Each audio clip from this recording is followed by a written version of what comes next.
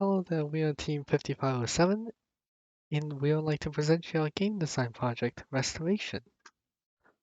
So, the Host at Home Challenge has given us 3 at-home challenges to do for the 2021 season in place of the regular game design, in place of the regular season, where we build and deploy our robots into the game fields in, in order to compete in the games. We had to design a first robotics competition game from the start to the finish, and we were given 7 weeks to do it. We had to design the rules, the safety measures, the robots, and field elements in the fields, and much, much more. To start off this presentation, we would like you to meet our team who worked on this project. So here's how the design process went. First, we started off with brainstorming, which included research in past games and coming up with different themes and storylines. For each past game we looked into, we created a list of things we wanted to include and things we wanted to improve on. For example, within the 2015 Recycle Rush game, we didn't like that there were very little interactions between the two alliances, and we sought to change this in our game. From there, we created an overall vision for our design, which includes factors like variety in robot designs, lots of teamwork and collaboration between robots, and of course, unique aspects that ties to the overall theme. Once we had enough ideas, we started to narrow them down by team discussion and via voting. Next, we chose our storyline and we began working on the different field elements and how they would be matched with the storyline. To do this, we used Zoom in order to communicate and draw it out. We put it into CAD and in order to get a better understanding of how it looked like in a 3D shape.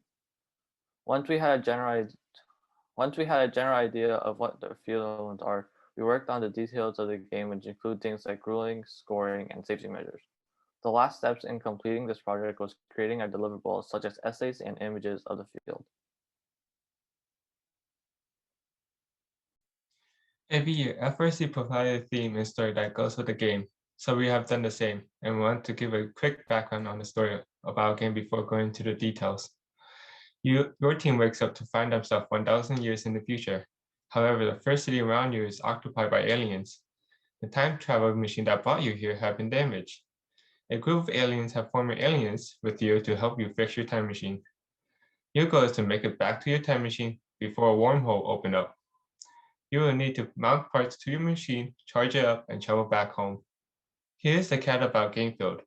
We'll be diving more into the details of each of the pieces later on in the presentation. We will first talk about our field elements. The spaceship is the primary location where robots receive batteries and other resources. It is in the center of the field and raised off the ground by 4 supports. 2 human players from each alliance act as aliens, distributing batteries through the spaceship's central chutes or filling the ports on either ends. Both the chutes and ports are designed to prevent the human players from reaching outside the spaceship. The crank and clock pieces are found on the sides of the spaceship to be retrieved by each alliance. Here's a close-up visual of the pressure plates and how they would look like in the game. Pressure plates are located on opposite ends of the field relative to the Alliance's driver station.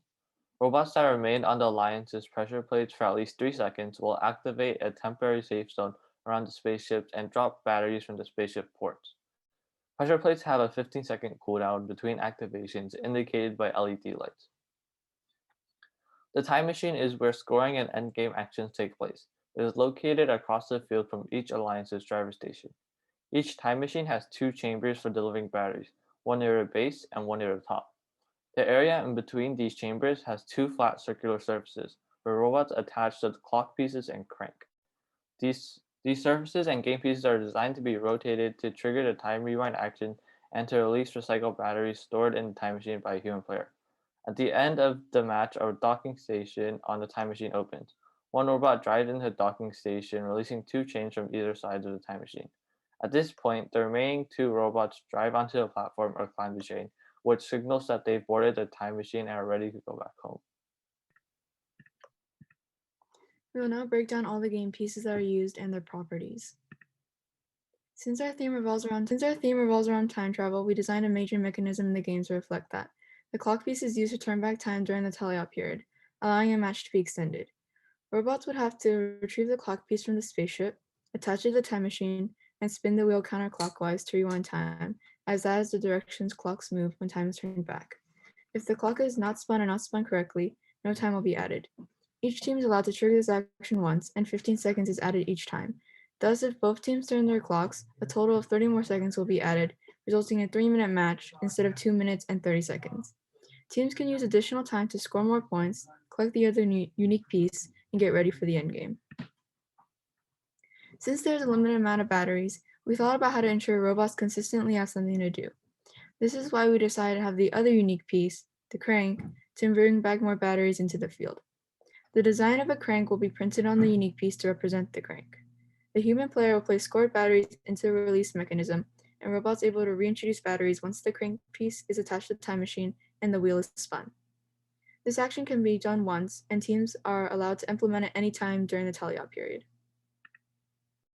Batteries are the game piece for this game, and they serve as the scoring system.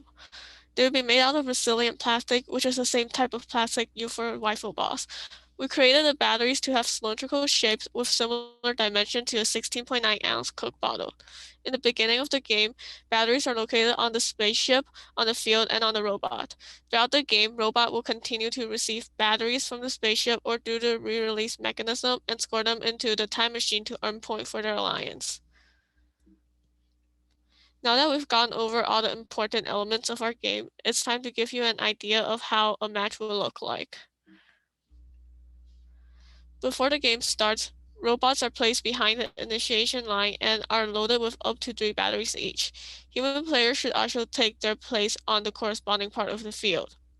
The 15 seconds of a match is the autonomous period where the drivers are not allowed to drive their robot. Instead, robots are pre-programmed to drive themselves through code written by the team beforehand. During this period, alliances can earn points from making the robot cross the initiation line and score preloaded batteries into the high and low chambers on the time machine.